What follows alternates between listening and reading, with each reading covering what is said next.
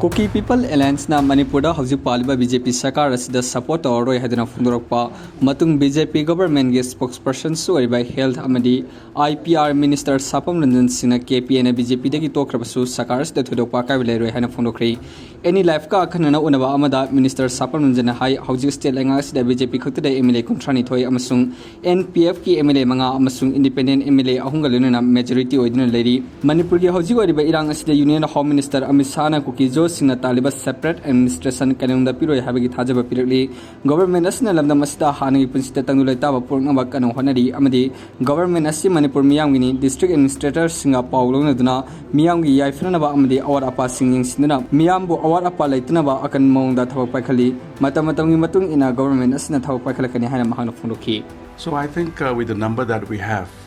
and it's a democratic process, withdrawal or supporting the government, that's purely their prerogative and it's a decision they have to make. And if that is the decision they have made, as far as the government is concerned, I don't think